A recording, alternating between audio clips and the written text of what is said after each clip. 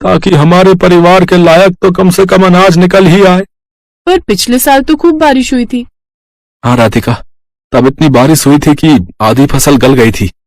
खेती किसानी की यही समस्या है, बारिश कम हो तो दिक्कत और ज्यादा हो जाए तो दिक्कत। भगवान जाने क्या होगा आगे। मोना की शादी भी तो करनी है और जब पैसे ही नहीं जुड़ेंगे तो फिर कैसे होगा सब। भरोसा रखो गंगा, सब ठीक हो जाएगा। अपने परिवार को परेशान देख राधिका भी दुखी हो गई। वो अब अपने परिवार की मदद करने के बारे में सोचने लगी और फिर, पापा एक बात कहनी थी आपसे। हाँ बेटा बोलना, क्या बात है? मोना की शादी के लिए कितने पैसे चाहिए आपको?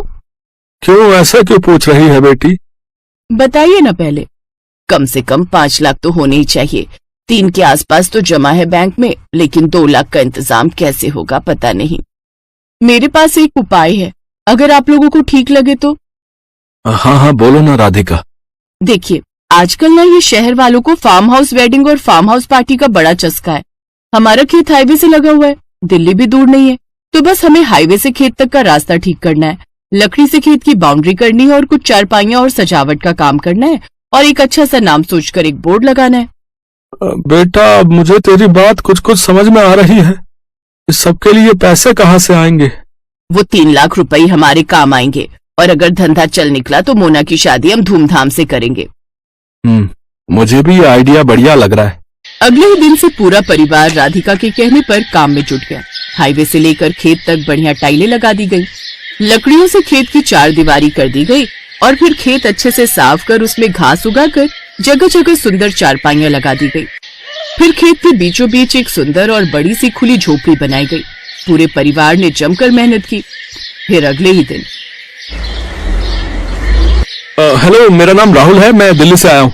ये रिजॉर्ट पहली बार देखा, क्या परसों शाम के लिए स्पेस अवेलेबल है?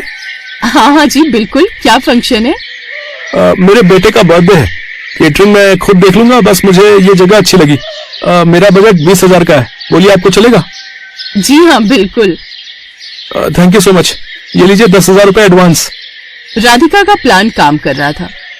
2 दिन बाद राहुल ने अपने बच्चे का बर्थडे खूब अच्छे से मनाया। राधिका और उसके परिवार ने पूरे खेत को गुब्बारों और रोशनी से सजाया था। ऐसे ही धीरे धीरे लोगों को गंगा के रिजॉर्ट के बारे में पता चलता गया और लोग आते गए। अब तो राधिका और उसके परिवार को काम से फुर्सत नहीं थी। फिर ठीक 2 साल बाद, भैया खाना जल्दी लगाओ, बारात आने वाली है। जी मैडम, अभी लगाता हूँ। ओहो, मोना तैयार हुई कि नहीं? मोना मोना आ जाओ भाई। देख रही है राधिका अपनी ननद को? हाँ माँ, परी से कम नहीं लग रही है। सब आपकी वजह से है भाभी, मेरी नहीं हमारी वजह से। और सुनो, अपने पहले बच्चे के पहले बर्थडे के लिए अभी से बुकिंग कर लो इस रिजॉर्ट की, क्या पता तब ये स्पेस खाली हो या ना हो।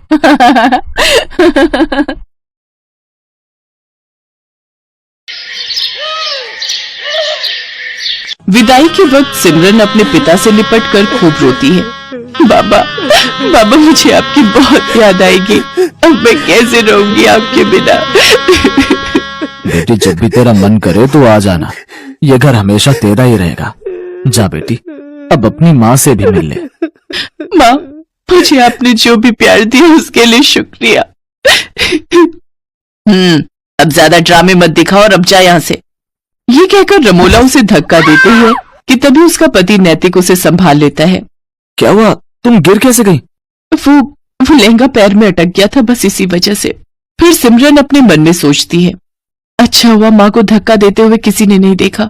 मैं हमेशा माँ के प्यार के लिए तरसती रही, लेकिन उन्होंने मुझे कभी प्यार नहीं दिया।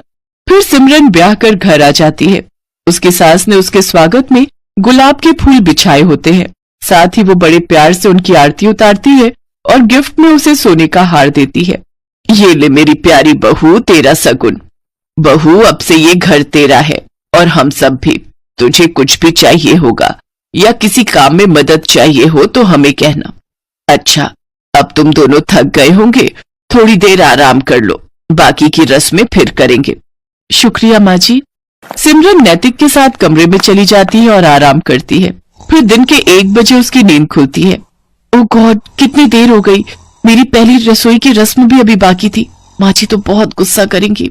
सिमरन जल्दी से बाथरूम की तरफ जाती है, लेकिन बाथरूम से नहाकर निकल रहा नैतिक सिमरन से टकरा जाता है और सिमरन फिर गिरने वाली थी। कि तभी वो उसे संभाल लेता है।